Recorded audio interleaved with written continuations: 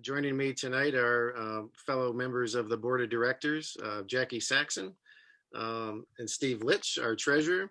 And I'm work. I'm still working on this part, but it's Megan Mutu Pandayan. Is that right? Did I get it close enough? Good. Yeah, you did. Good job. Awesome. We're joined in conversation tonight with a longtime friend of American Pilgrims, Dr. George Greenia from the College of William and Mary. And he's going to help us tonight as we go through a discussion of what pilgrimage is, what it means to be a pilgrim, and why anybody would embark on a journey like this. So recently, I think it was George, last February, you did a TED Talk down at the college called Modern Pilgrimage, The Quest and the Guest.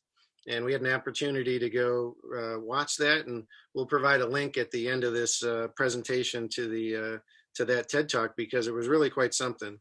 It brought me back to the vision statement that we came up with as a board of directors for American Pilgrims. I guess it was back in 2018.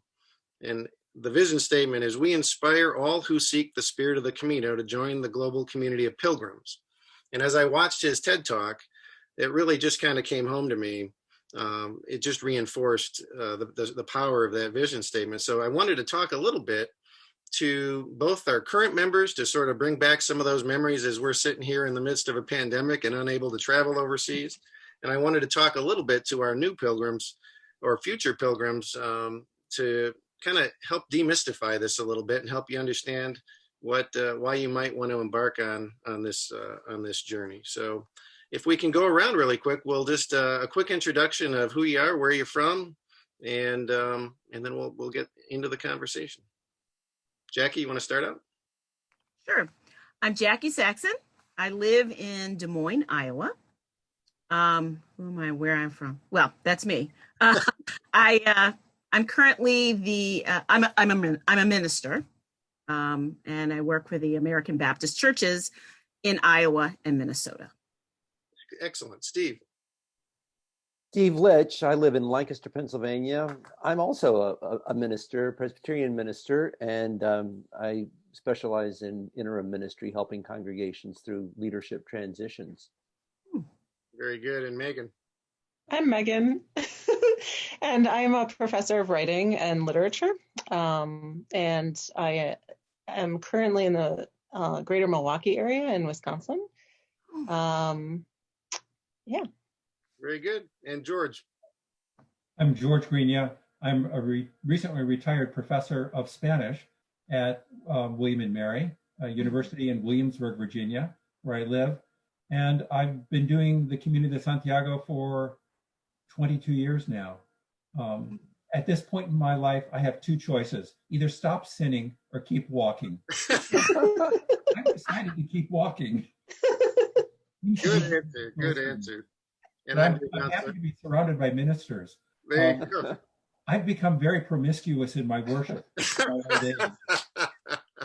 I feel reassured being surrounded by all these holy folks. I am not a minister, but I am currently the chairman of American Pilgrims on the Camino, and I live in Alexandria, Virginia. So thanks for everybody for joining us tonight. And let's get into the conversation. Let's talk a little bit. I think a good place to start is maybe talk a little bit about our own experience and how we learned about the Camino de Santiago and what caused us to, what did we hear in that initial, or what did we read in that initial contact that made us want to go on this journey. So who wants to start out? How about Steve? You want to start out? Yeah, I first discovered the Camino back in 2008. Our daughter had just married a Spaniard and was living in Madrid. And the first Christmas that they were together, her in-laws gave my wife and I a Camino guidebook. Oh. And so the next summer that we went back, which was actually the summer of 2008, when you go visit somebody for an extended period of time, it's always good to get away for a few days so you don't become like fish. And so we went up to, we thought, well, let's just try this Camino thing. So we went up to Saint-Jean-Pied-de-Port and walked for 3 days to Pamplona, and we were smitten. The relationships that we formed and the the rich history of it and the spiritual atmosphere that we were in. The challenge of doing it was appealing, and also the beauty of Spain and the richness of the culture.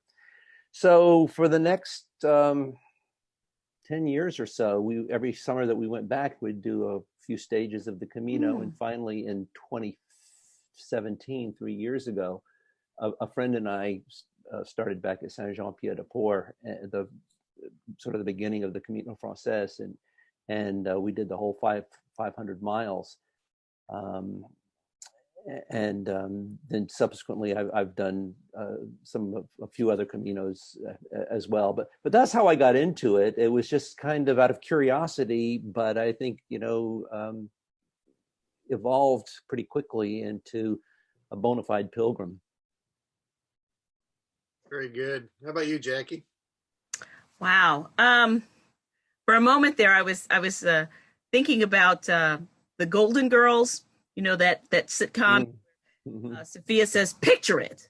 1924. But it's sort of the same for me in the sense it's sort of like, picture it. It's the fall of 2012. And I'm not thinking about Camino. I didn't even know about the Camino, quite honestly. And I am at that time in Texas, and I'm actually working for a seminary, the seminary that I went to. I didn't take a pilgrimage course, George. They didn't offer one when I was in seminary. I wish they had. But one of the professors was going to take a group of students in June of 2013 on pilgrimage. She was going to introduce them to the pilgrimage process and just the whole thing. And said, "Hey, Jackie, would you like to go?" And the piece of the pilgrimage she was going to walk with her students was in Le Puy, France. And so we walked from Le Puy to Conques. So just that 130 miles or so. And in my head, all I heard was France, food. That walking thing was sort of like, okay, so you walk a little bit to food. Okay.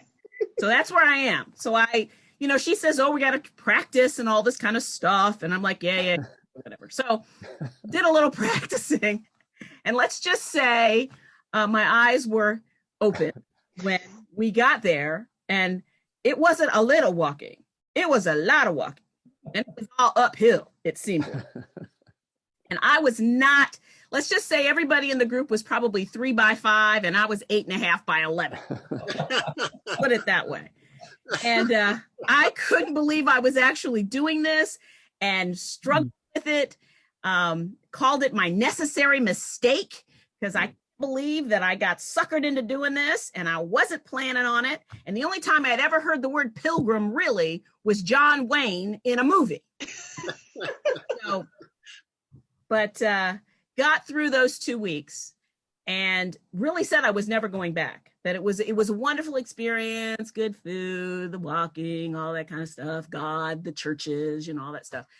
And then for whatever reason, it stuck with me and I couldn't let it go, even though I wanted to. And about 2 years later, I walked again. And this time it was sort of a pampered pilgrim experience. A friend of mine has a what do you call it? A travel agency group thing. And he took a group of people and he called it the Kinder Camino. And it was for those that hadn't prepared for the Camino, but you got to kind of hit the highlights on between the Camino Norte and the Camino Frances. And then at the end, we walked into Santiago like every other pilgrim and had that experience. And it was really after that I said, okay, I got to figure out how I do this. I cannot do it in 2 weeks. I'm old and fat. So I figured out when to do it. And in 2017, I walked the Camino Frances from Saint-Jean-Pied-de-Port all the way to Santiago, backpack in hand and all that. And it took me 2 months. And it was the sort of the start of this. And I've since done it again in 2018. And I've done a little bit of the Portuguese, coastal Portuguese. And it's now part of me in a way that I had not anticipated it being part now of my DNA. So I'm a pilgrim. That's a great story. That's great. The Megan, how about you? So my pilgrimage actually started in 2001, and it started with a dream.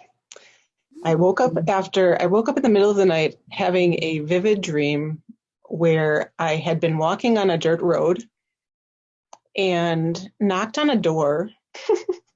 This sounds a little flaky, I know, but it is honest to goodness truth. So I knocked on a door, and there was no light emitting from the house from the outside, but once I opened, or the door was open for me, there was a flood of light coming in or out. And the man who opened the door was speaking in Spanish, invited me in. And please note, I know he was speaking in Spanish, but I don't speak Spanish, or at least I didn't at the time. I speak a little bit more now. And he said, come in, I have something to show you. And we walked through the house. It was filled with people smiling, drinking, doing all, it was a festive atmosphere. And he led me out the back of the house into a field. The house was surrounded by a field of wheat. And he said, look at the stars. And I looked up, and these stars were hanging so low. It was like they were almost like jewels, but it was like he encouraged me to reach up and touch them. And I did. And some of the star was like dripping down my hand. It was a really remarkable dream. Yeah. And now keep in mind, this was 2001. I had not heard of the Camino. I'm Catholic. I was raised Catholic. I guess this is part of my cultural tradition. I wouldn't know what the Camino was for another 12 years. But that dream, I got up in the middle of the night and I recorded it. I wrote a poem because I'm also a poet. And I filed it away, not only in my memory, but also sort of, I would say, in my heart. It had some sort of special signification. And and so I put it away with my poetry. I may have even published it somewhere at some point. I don't know what, I don't know anymore. But in 2000, and it was 11 years later, because 2012, I was leaving my post at the university I'd been teaching at for 10 years. And actually, about 5 years, I ended up returning for a total of 10 years. But at any rate, I was leaving, and I was having an identity crisis. I teach, like, that's what I do. Mm-hmm. And I was switching gears to spend some time with my son and having a lot of anxiety about it. And I remember standing in the kitchen going, God, just tell me what I should be doing. And my husband came in with a newspaper, and he's like, I got this at, Home Depot or something. They were handing out free newspapers.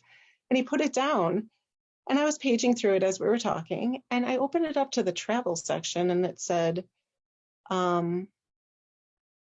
something to the effect of, find yourself in the field of stars. Oh, wow. And I was like, oh, boom. Okay. I didn't even read the article. The dream came back. I closed the newspaper, and I said to my husband, I have to go walk something called the Camino. And I told him, and he remembered my dream because it was quite a striking dream. Mm-hmm. And he listened, and he said, can I walk with you? I said, absolutely. So that summer we walked from León to Santiago. Mm-hmm. It was a mere 2.5 months later. And then subsequent to that, I've walked twice. This last time was notable because my daughter and I, she was 14 at the time, we walked the entire thing. So the Camino Francese. Yeah. So yeah, it was kind of a remarkable gift that led me to the Camino. And to you guys. That's great. For me, it was I was getting ready to get out of the military, so it was a transition point, and I happened to be flying back to my base in Guam, and I stumbled on a movie just as I was scrolling through the movies, because it's a long flight over there, and I came across The Way. So I'm one of the movie people, and I used to tell people I went because I saw it on a movie, but which sounds kind of bad, but it's true.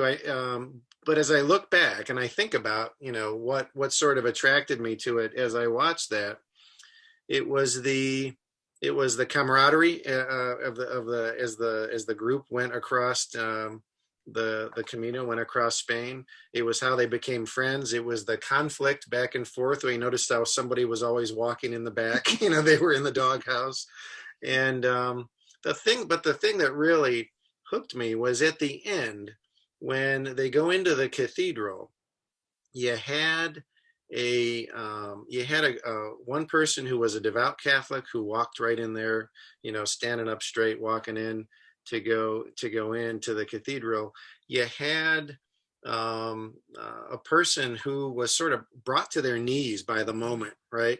And remember, he walked on his knees into the cathedral and touched the foot of the statue there.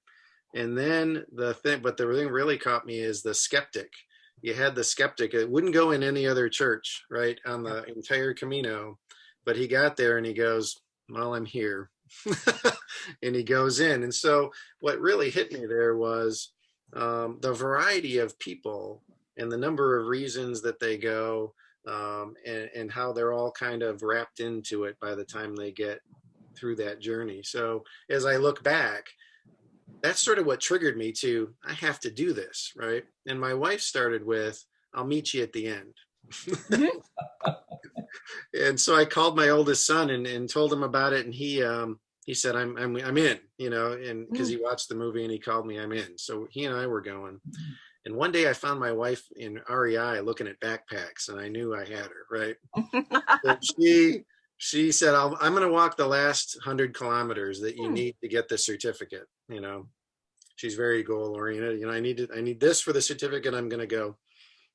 And as we're readers, so we read all about it. And the more she read, she finally said, I'm going to go. And the kids initially said, there is no way she makes it more than 4 days. And they took bets, which I did not tell her until afterwards. They took bets that she wouldn't make it 4 days. And she walked the entire way, carrying the backpack on her back. And so she made it all the way. And so we walked together, which was great.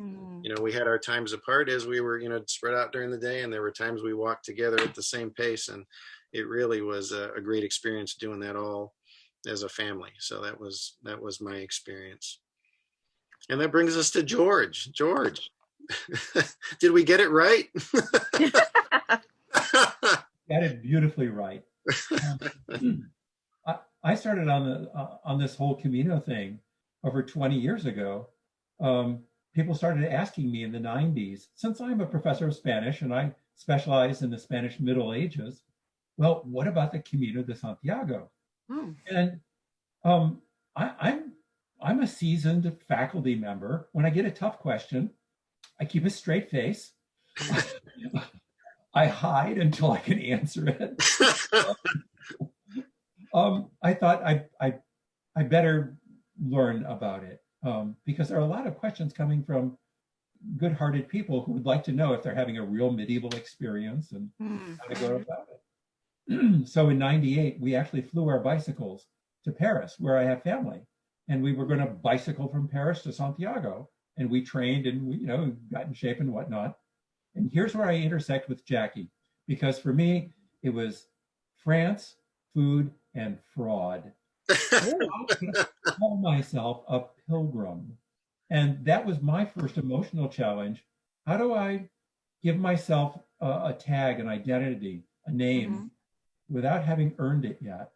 I remember getting my first stamp in my pilgrim's credential at Notre Dame Cathedral in Paris and explaining in French to the lady at the reception desk. And I said it for the first time in French, Je suis pèlerin, I'm a pilgrim. And she looks at me with this indulgent French gaze. Here's a middle-aged American male who says he's going to bicycle to Compostela. Does he know it's not part of Euro Disney? I felt like such a fraud.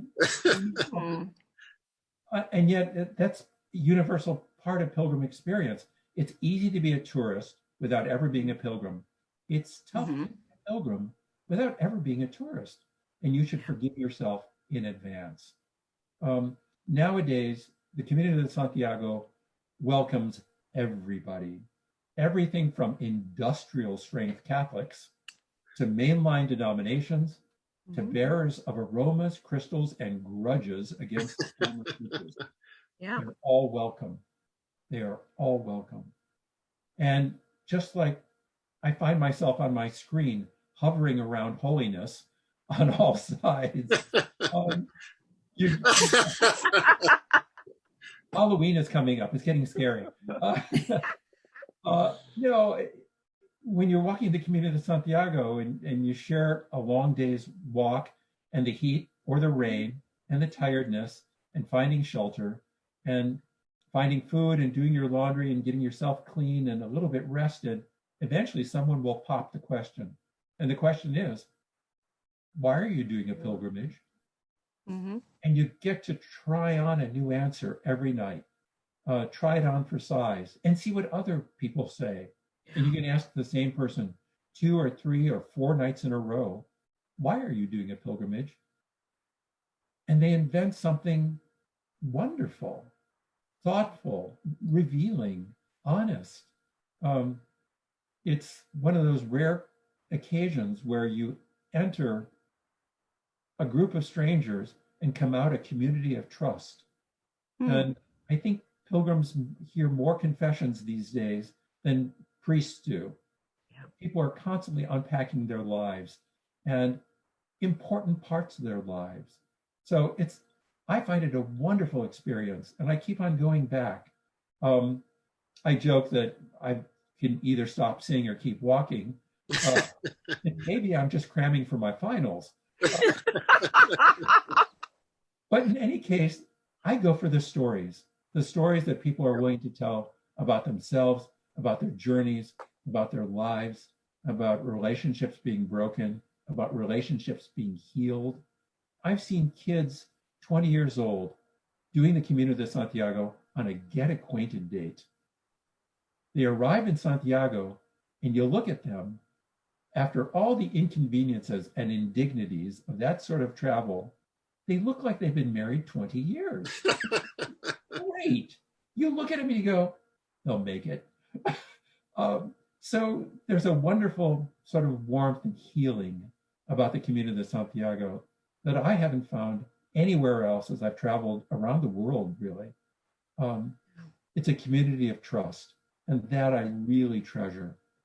That's a great way to say it. I think we had when we were, I can't remember the name of the town, but there was a Russian couple we met, and when I say met, we looked at them, across the room, and we stayed. They were walking about our same pace, and we stayed in several albergues together.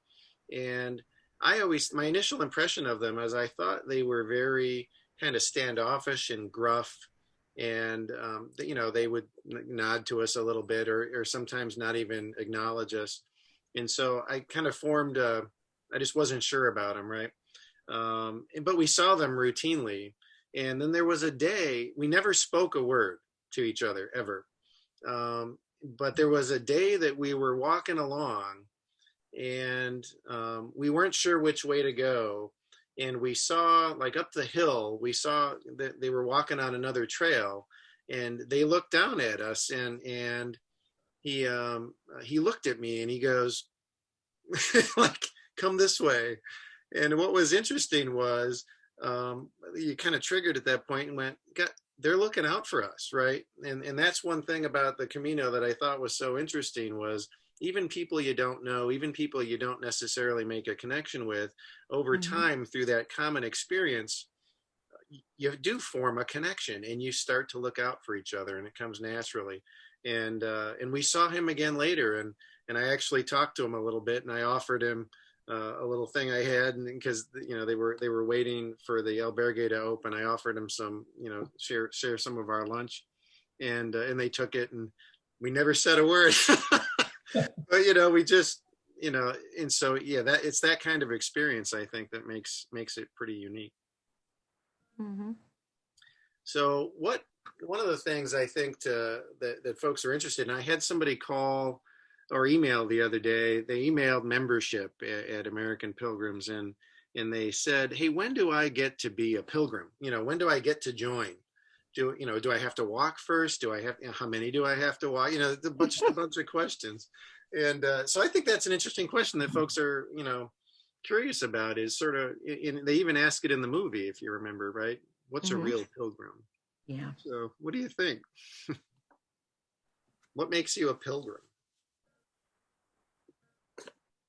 Because you figure we even say it in our mission statement, or our vision statement, right?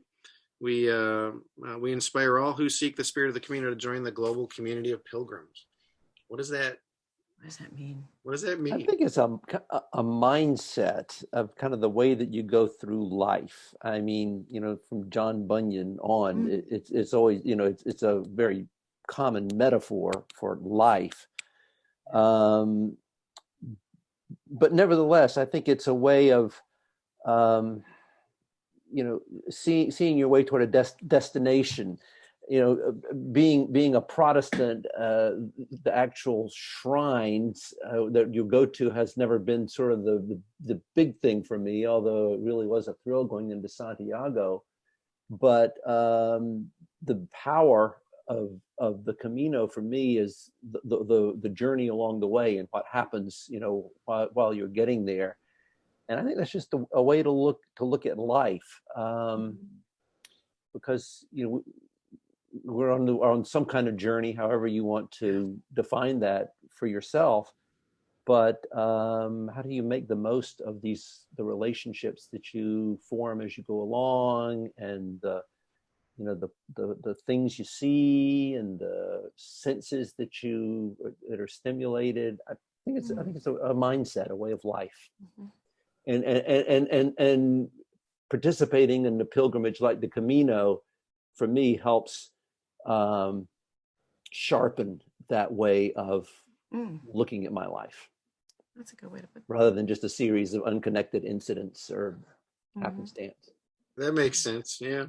One of the things I noticed is between that, because I've done, I did the French way in 2013. I went back and did another 100 kilometers across the Pyrenees on the French side, which was a completely different experience. And then we went and cycled the Portuguese Camino a couple of years ago. And what I noticed is the first time I was focused on the Compostela, right? Is I want to get all these things, collect all these stamps in my pilgrim credential, which was, I think I value that more than anything else these days. But the goal was you need to get there and get that Compostela.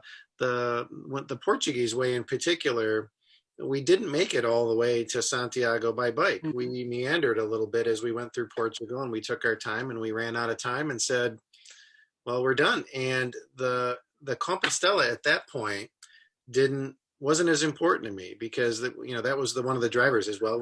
Do we want to go all the way and finish it? And I said, no, it's the journey that was the more interesting part, is the people you meet along the way and the experiences you have as you're going.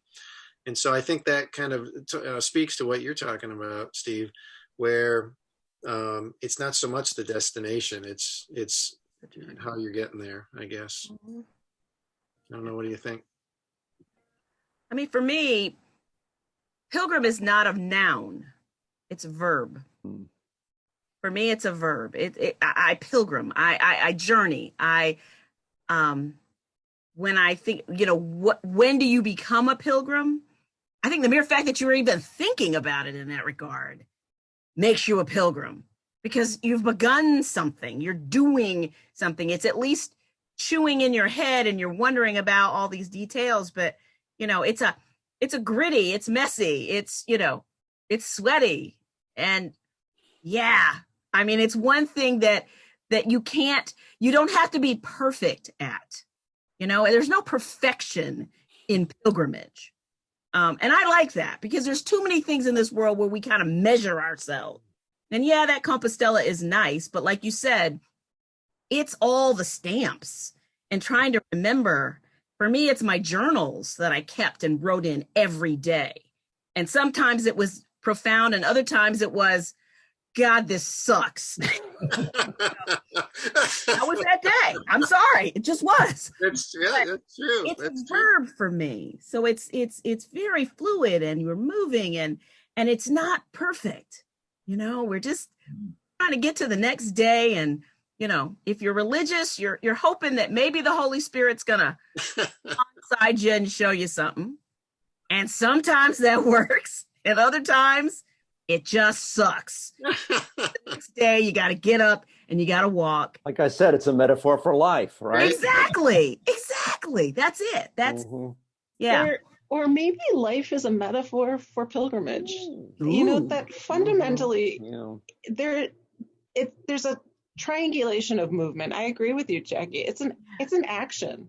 Yeah. The journey out is mirrored by a journey in, and it's also it's really, George, your ideas in your TED Talk about there's a transcendent factor, right? That we are trying to ask big questions and navigate big realities beyond ourselves. And that might be in a religious context, but doesn't have to be. Doesn't have to be. Yeah. I walked this last pilgrimage with a dear friend of mine who is agnostic, and another one who she really is a student of, I would say, like the Celtic tradition. So she had a really, really rich experience, and so did he.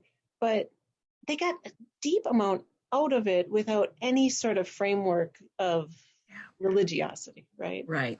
But there was still that deep questioning of where am I going, both literally, where am I going? How am I going to know when I'm going to get there? It was mirrored with what was going on inside of them. And also this larger, like, gosh, as my daughter said, how small my world is, there's so much here that we have to become more cognizant of. Mm-hmm. Agreed. Very good. Now, George, you talk about in the TED Talk, one of the things I found interesting was that even along the Camino, although a lot of us may look alike, you still form layers. Can you talk a little bit about that? Well, on the Camino, sometimes people look down on each other. You're like life. You can be prideful about I've walked from France, or I've walked from Leon, or I've walked the last 100 kilometers, or I am over 70, or I came from South Africa or Australia, and there are a lot of people who do. And the walkers look down on the bikers, and the bikers look down on the bus people, and the bus people look down on the folks who have taken an airplane to Santiago. But everybody who walks through the cathedral doors, who walks into the city, counts as a pilgrim. Everyone is welcomed in the same terms and gets the same welcome. And I think that leveling effect, where you don't need the Compostela, the final certificate, as a credential that you made it. In your heart, you know the value that you extracted from all those conversations, all that kindness that you received. Mm-hmm. I really think that's important. American college students all get opportunities to go to foreign countries or poor regions and help out with a housing project or a food supply or something. In the worst cases, it's poverty tourism, and it just reinforces our power differential above others. Whereas on the Camino de Santiago, suddenly we may become the conspicuous object of charity for other people. And I think that's really good for us to accept the kindness of strangers. Mm-hmm. The kindness of strangers is something I need to build into my life if I'm to offer kindness to others, not as a superior, but as an equal. And the Camino has taught me some of that. Yeah, that's good. That is one thing I've noticed is it's sort of the almost an equalizer, right? And I think some folks struggle with that aspect of it. Is one of the the phrases we hear all the time is a pilgrim is grateful, right? I saw a number of instances early on where folks would come into an albergue, or they'd come into some place and they would say, they would be offered a bed, for example, and say, can I have that one or something? And I actually saw somebody who pulled aside, by the hospitalero to say, you don't do that. you're grateful for what you're offered, and Right. And as you go along, you see those behaviors change, right? People become more accepting and more willing to be grateful for what they're offered. And so I think that's a huge lesson there. I noticed one time when when we got to Saria, which was that almost that 100-kilometer point, where there's this influx of people who are the short distance walkers. I was the long distance walker that was tan on one side, because we walked in the mornings. And I noticed that whole first day of walking with all these additional people, I was angry, right? Because not outwardly angry, but just sort of sullen and quiet. And my wife was like, "What's wrong?" And I'm like, "What are these people doing on my trail?" Because I was used to being alone. This was mine, and I'm a long distance walker, and these are short distance walkers. And when you said that, I was just chuckling a little bit inside, because that's exactly how I felt. And but then there was it was starting to rain a little bit, which added to sort of my melancholy. and there was a group of they were essentially Danish Girl Scouts, young women who were walking as a group, and they were singing. And I didn't understand what they were singing, but they were singing. And I actually turned on my cell phone. I recorded it, because it was just this gentle singing with the rain coming down. And I found myself sort of lifting out of that melancholy and smiling a little bit, going, "This isn't so bad. This is okay." We found out later, as we were talking to them, we found out they were actually singing Danish children's songs. Like, it was essentially their version of Twinkle Twinkle Little Star, because everybody knew it, and so they were able to sing it. And so anyway, so that really resonated with me. I thought that was but I think people like, or situations like that are part of the richness and the challenge of the Camino, because everybody who is on the Camino is not a pilgrim. I mean, there are tourists who are there because they want to check off another World Heritage site, or they think it's very quaint to watch these funny people trudging along, suffering, and while they're enjoying themselves. And, I find that kind of a spiritual challenge. How do I relate to those people who would not claim to be pilgrims? But, because it's so tempting to, not appreciate. So that's just another aspect of, I think, the challenge is, how do you relate to that when you've given so much and you've sacrificed so much, and there are others who just, it's this holiday. So. I've seen athletes, I've seen architectural historians. I once ran into a group of young Japanese women who were doing an internship with Santander Bank, and they've been sent on the Camino as a corporate bonding exercise. Are they pilgrims? Sure. Why not? We used to say that today's tourist is tomorrow's pilgrim. Today's tourist is today's pilgrim. Treat them as a pilgrim, and they may step into the role. And why not? Yeah, and I think that's how it broadens. Except for those bicyclists, though. They love to come up behind you when you're deep in thought and you're not what's going on, and they ring that little bell at the last minute and just scare the bejesus out of you.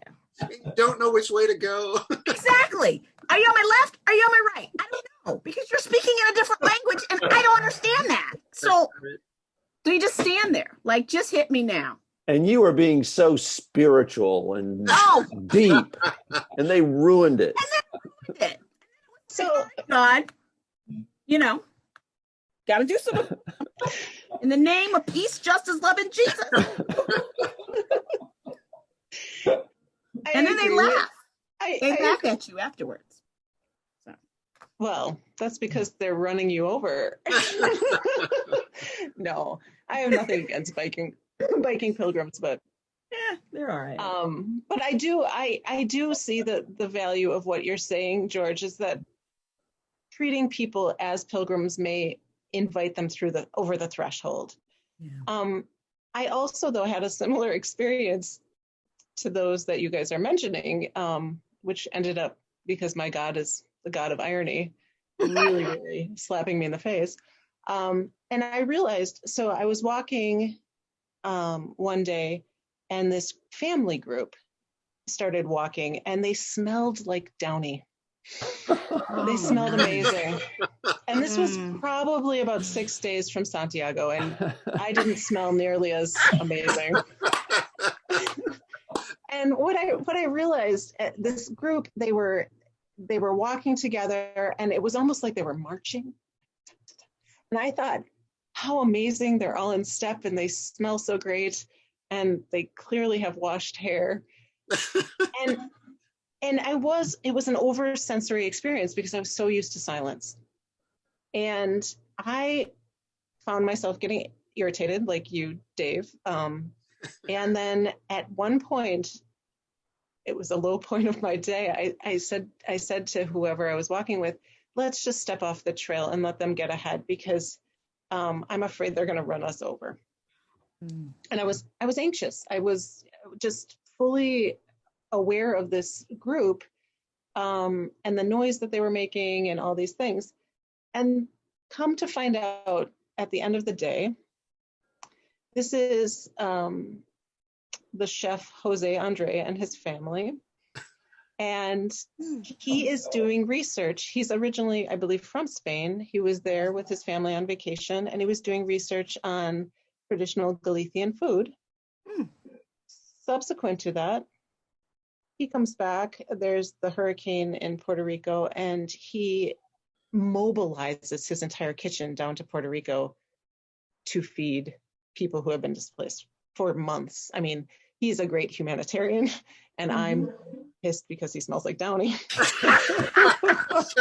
Jose Andre, if you ever hear this, I really appreciate you, believe me.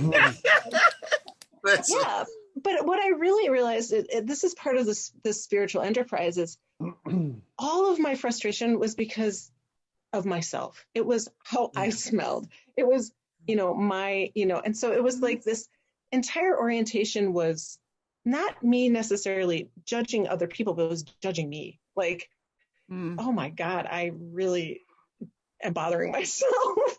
And so I think it's the humility of like saying, we're not always going to be our best form, right? That's a really important thing to learn on the Camino and elsewhere. So glad I finally got to have my best self with me the whole time.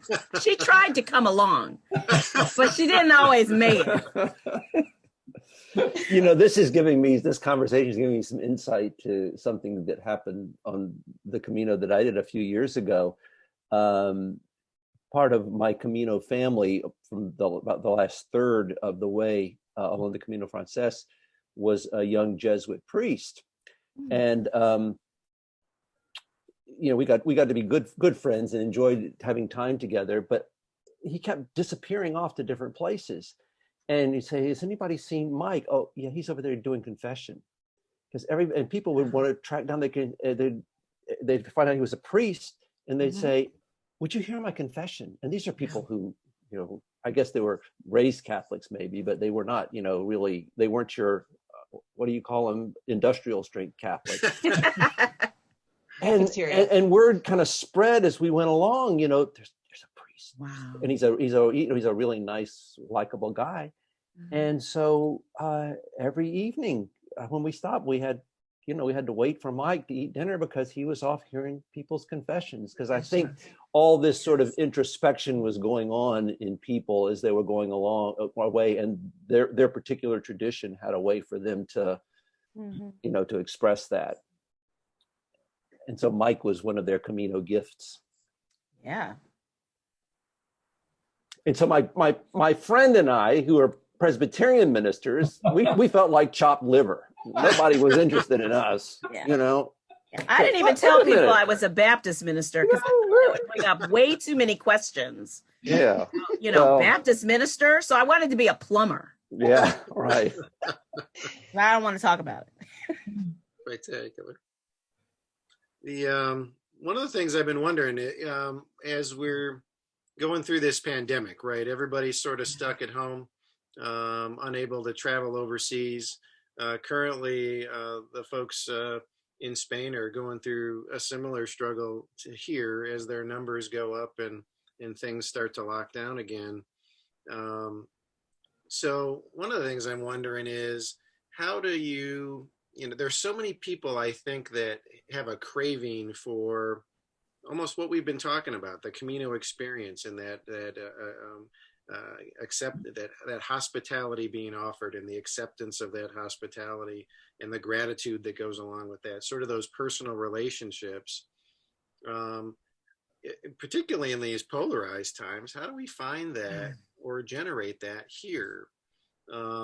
Is there a way to do that? And do people do that sort of naturally? I don't know, what do you think? Well, I can say that my local chapter of American Pilgrims has been sponsoring walks in parks and public areas. And we've had a wonderful time walking with each other, recreating the Camino here in the United States, just by traveling and walking together, sharing stories, and treating each other with the same sort of respect that we found on the Camino and really value. People have been telling me for over 20 years that the original Camino is gone. You can't, not there anymore. It's too late. There's too many people. And I keep on telling them, right until this year, if you want an intimate experience, give one to someone else. As long as your attitude is there, you can recreate that here in the United States. Maybe the Camino is your training ground, is your boot camp for hospitality, but it doesn't mean you can't bring it home again. So I think the Camino is something that once you've experienced it, becomes an underwriting current in your life. And that's something to be treasured. And I think a number of our chapters have done just that. They've tried to recreate that experience here. And even in the times now, we just met with a group of chapter coordinators last night, and we went through a lot of things that they're doing to keep people safe and yet still try to recreate that experience here. And I think we do sort of tend to recreate some of those events here. I mean, there are folks I know who walk the Appalachian Trail and the Pacific Crest Trail, but I think it can be simpler than that as well. I mean, there's certainly, just like, you can walk different Caminos in Spain and walk varying lengths, or just fly over there and walk a section, Steve, like you did, where you walked sections until you got there. There are certainly places, I think, that here in the United States that we go and we make pilgrimage to. We just don't call it that, I guess. I mean, does that make sense? Yeah. Although I have to say, I pay homage to the holy rodent. I go to Disney World. That's a good example. I was like, who is that? It's my way of saying it, I got it. But it's paying homage to the holy rodent. So. Because this time, in a weird way, is so full of silence, and I almost feel often that going to the supermarket is being on pilgrimage. I feel like sometimes going through the aisles, I'm so sensitive of my body and I'm so sensitive of the people around me, trying to be courteous to them. And we often think of the parts of the pilgrimage which are funny and socially networked and all these things, but there's large spans of the pilgrimage or the Camino walk that are full of silence, and full of contemplation. Yeah. And those are the parts that I feel that often that I'm on right now. And so that courtesy and that hospitality is something I'm bringing into my life every day. It's not necessarily the way I want it, but oftentimes we're on that journey and we're in the middle of things, and we just have to put one foot in front of the other. And that's also, I think, something that we need to honor right now. Is just the fact that this is a silent period, and this is a period of deep discernment and preparation. And it requires endurance too. I like that aspect of it too, because perseverance for me. So I think of that what you were saying, Megan, with the picture behind George, because for me it was those moments where it was quiet, and it required me to, there weren't a lot of people around, and to really get inside myself as well as to just contemplate what's next. You also, in terms of being aware of other people, maybe this is kind of stretching the analogy a little bit, but a lot of people are suffering and in pain because of the situation that we're in. And you run into, that's a big part of the Camino too, whether it's your own blisters or somebody else's, physical ailments or emotional struggles that they're going through. So that, part of the endurance along the way is being aware not only of your own needs, but also others as well. And exercising that kind of compassion and awareness that you're talking about, Megan. Yeah, that's true. Well, George, it's almost like you said, it's almost in the attitude, and you can demonstrate that level of hospitality and that level of gratitude and that level of outreach here, right? So one of the things I noticed last weekend, we actually got together with another couple for the first time in a long time, and we did one of those socially distant backyard, but you actually got to sit down and talk with people. And after they left, my wife and I looked at each other and we're like, people. We got to socialize, So one of the things that sort of that gives me a little bit of hope through this whole thing is maybe this will, as we come through the other end, help bring people back together a little bit more than maybe we have in the past. So I think we have a real opportunity to, as we reach out to folks, to promote that. So, something that you said, George, at the last gathering, and we had our gathering March 14th through 16th when this was all shutting down. And one of the questions that we had was, so what's going to happen to the Camino? And you reminded us that the Camino has seen numerous plagues in its history, and wars and civil wars and all kinds of things. And as we were entering into this shutdown, that kind of helped me put it all in a broader perspective. So I'm grateful for that insight. One of the things that makes me hopeful is that we keep on talking from our side of the experience of this pent-up desire to be back on the Camino. There's a pent-up desire to welcome people in Spain. There's a pent-up yearning to give the hospitality that we love. There's a sort of yearning on both sides of the equation, and it's waiting for us. The infrastructure is there. That culture of hospitality will reignite as soon as the Camino opens up again, and it will be there for us to enjoy. And this is a performance, a choreography of hospitality that we receive and give back.